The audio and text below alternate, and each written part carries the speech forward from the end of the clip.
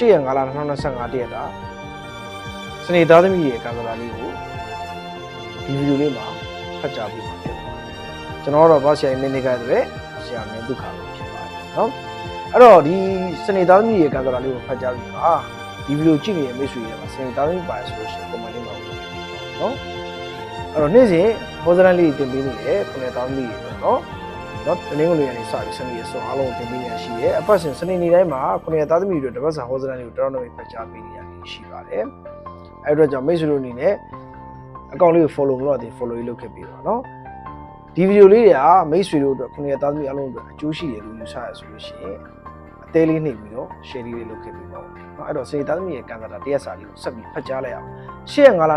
2025တရက်တာပါတဲ့စနေသားသမီးကံကောင်းနေပြီဖြစ်ပါတယ်ကံကိုမှကံအလွန်ကောင်းနေပြီ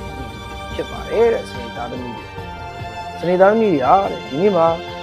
ကံထောက်ပံ့ကောင်းတွေအများကြီးရတယ်ဖြစ်ပါတယ်တဲ့နော်လူရဲ့အထင်ကြီးခြင်းကိုခံရတတ်တဲ့လီဖြစ်ပါတယ်တဲ့နော်အများရဲ့ကြားထဲမှာနော်အလွန်ထင်ပေါ်နေတဲ့ဖြစ်ပါတယ်နော်ဒီနေ့မှာတဲ့စနေသားသမီးရဲ့မိမိတို့ရဲ့ပညာရဲ့အရေးချင်းတွေကိုတဲ့အပြည့်အဝပြသနိုင်တယ်အနေလေးပဲဖြစ်ပါတယ်တဲ့နော်ဒီနေ့တည်းလုံးအတွက်တဲ့စနေသားသမီးတွေကပျော်ရွှင်စွာစိတ်ချမ်းမြေ့မှုများစွာနဲ့နော်ဒီတရက်တာကိုအေးချမ်းချမ်းဖြတ်သန်းနိုင်မယ်အနေမျိုးလေးဖြစ်ပါတယ်တဲ့နော်အဲ့တော့ပျော်ရွှင်စွာနဲ့စိတ်ချမ်းမြေ့မှုရရှိမယ်အနေလေးဖြစ်ပါတယ်တဲ့ဒီတော့ကြောင့်8ရက်5လ2025တရက်တာအတွက်စနေသားသမီးတွေအလုံးကုန်မှကံကောင်းနေရနေလေးပဲဖြစ်ပါတယ်เนาะအားလုံးပဲကျေးဇူးတင်ပါတယ်ကာစီတဲ့ဒုက္ခနဲ့ပြည့်စုံပါစေလို့ပြောဆိုပါတော့ဟုတ်ဆက်ပါเนาะနောက်ပြီးပါเนาะ